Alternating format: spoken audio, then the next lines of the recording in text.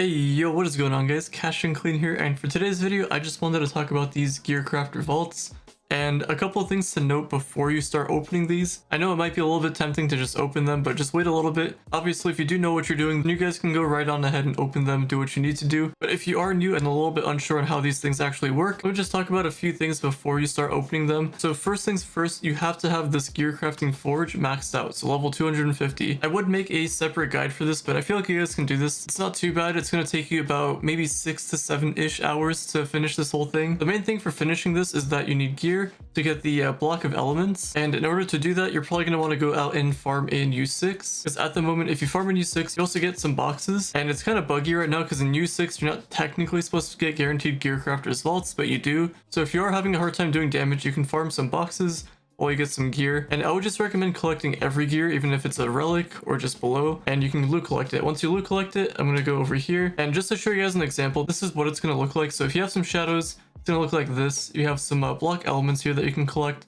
and obviously some flux, but the main thing is the block of elements.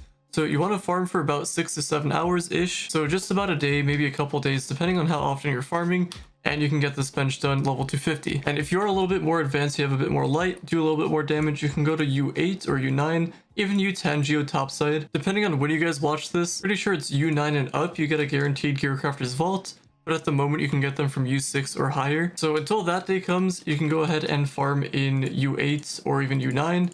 Or U10 or U11, doesn't really matter, wherever you can farm consistently and get a lot of dungeons done, because the idea is you want to get a bunch of gear, and when you loot collect that gear you're going to get the block of elements and you'll finish this a lot faster. And the cool thing about Geo Topside is that the dungeons are closer together, so I would recommend farming here over anywhere else. There are ships, but you can watch my previous video on the ship stuff, just like the best way of getting Crystal 5 gear, the block of elements, tempered block elements, stuff like that. But this video I just want to focus on specifically these Gearcrafters vaults and a couple of things to note. So we talked about the first thing, get to level 250, and that's regardless of where you are at the game. Once you're there, you want to try to get to 45k PR. I have a bunch of power rank guides, so if you can't get there, it's not the end of the world. You can still farm Crystal 5s. And the cool thing about this is that once you do reach level 250 in the forge, you can open these, and once you hit Karma Bar or just get a random rare drop, you can get a Crystal 4 from these things. So even if you're under 45k PR, you can be like 15k PR, even 20k PR, and you can get a bunch of Crystal 4 gear,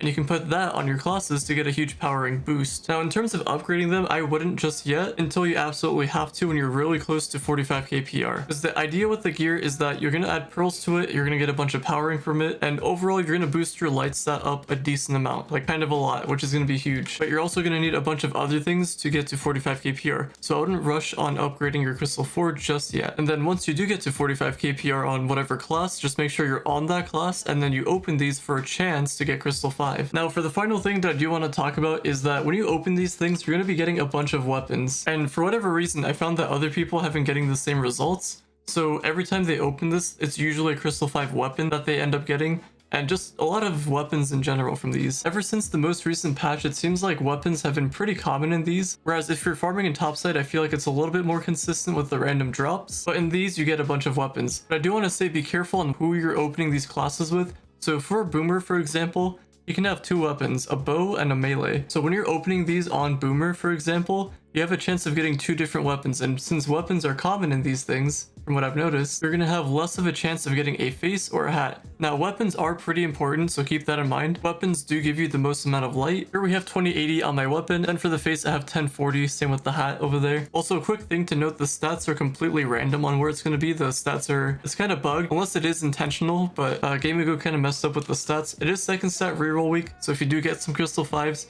make sure you take it to the forge and get the stats that you want on the very top at least.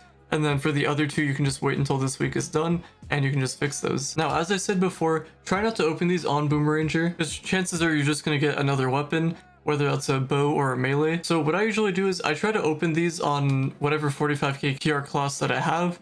So I don't know, I can go to Shadow Hunter, for example.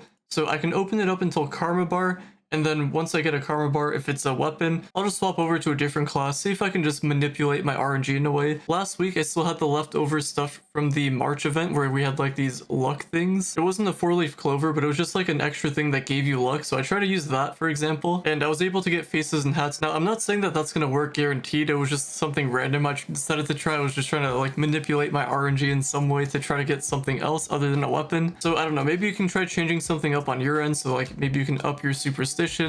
You can try that luck thing that I was using. I don't recommend it, but this is what I was using if you guys are curious. It just gives you extra luck, and it doesn't really last that long either. So I really don't recommend using this, but that's what I used, and I was able to get a couple crystal 5s, but like I'm not saying that this is changing anything RNG related. I just had some left over, I decided to use it, and I was able to get a couple faces and hats, but it was just probably my RNG at the time. So I don't know. Try swapping to a different class, see if you can get something other than a weapon.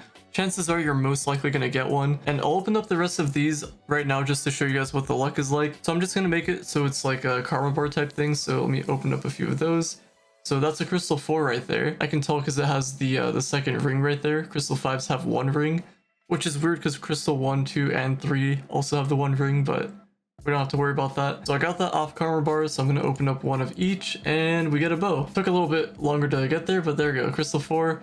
I'm just going to open up 70 at a time here. So we got a couple things. So as you can see, 3 bows back to back, and then we get a face, but they're all crystal 4, not a crystal 5. Just to show you guys how wild opening these things are. I don't know why weapons are so common in here, but they are. And if we do another 70, it looks like I get another bow. Would you look at that? And then I'll just open up the rest, and that's basically it. I couldn't get a crystal 5 for you guys to show, but the main thing I wanted to show you guys is that you do get weapons more commonly than other things. So when you do open the Gearcrafters vault, just be aware of not being on Boomeranger, because 2 different weapons, you're gonna have a extremely low chance of getting a hat or a face. Maybe you can just manipulate the RNG somehow. I really have no idea. And if you haven't seen any of my previous videos, this is just like an example of what to expect when you loot collect these things. There is a very small chance that you could get one with 3 stars, so with the crystal 4 or the crystal 5. So it's a little bit less upgrading, but you do get the guaranteed 2 stars. And then these are just the resources, so I'll just loot collect all of that. And if you guys do need help with your powering, I'll put up 2 powering videos on the screen right now so you guys can check that out. And on that note, thank you all so much for listening, watching, viewing, and subscribing, and I will talk to you all later.